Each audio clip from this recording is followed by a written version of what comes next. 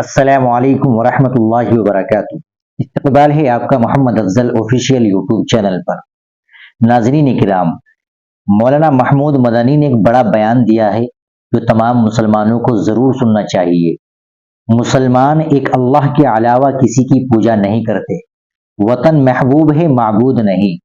جمعیت علماء ہند کے صدر مولانا محمود اسعد مدنی نے راشٹریہ سویم سیوک سنگھ کے جنرل سیکریٹری کے اس بیان پر سخت تنقید کی ہے جس میں انہوں نے مسلمانوں کو سورج، ندی اور درخت کی پوجا کا مشورہ دیا ہے۔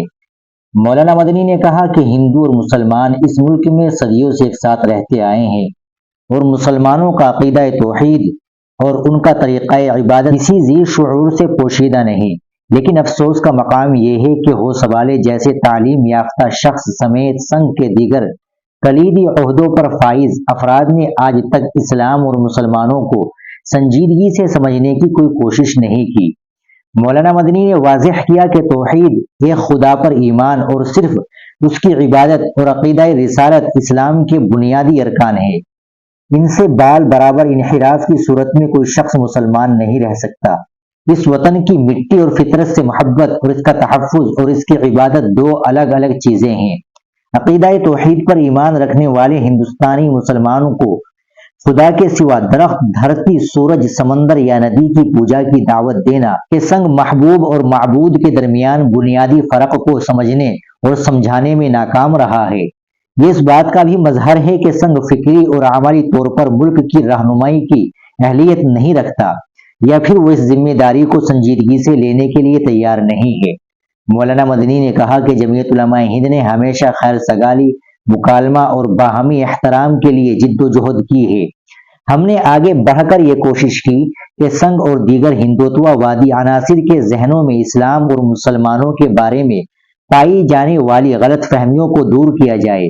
اس سلسلے میں ماضی میں سابق سر سنچالک کے ایس سدرشن وغیرہ سے مذاکرات بھی ہوئے اور آج بھی اس کی دعوت دیتے ہیں اور مذاکرے کے لیے تیار ہے۔ تاہم افسوس کے ساتھ کہنا پڑتا ہے کہ اس خیر سگالانہ دعوت کا مثبت جواب دینے کے بجائے سنگھ کے بعض ذمہ داران زیادہ ابتر اور اشتعال انگیز رویہ اختیار کرتے جا رہے ہیں، یہاں تک کہ وہ دوسرے مذاہب کے ماننے والوں کے عقائد و نظریات کے برخلاف ان پر اپنا طریقہ عبادت مسلط کرنے کی کوشش کر رہے ہیں، جو کسی صورت میں قابل قبول نہیں ہے۔ مولانا مدنی نے دو ٹوک الفاظ میں کہا کہ جمعیت علماء ہند کا واضح اور اصولی موقف یہ ہے کہ بھارت میں قومیت کی بنیاد وطن ہے۔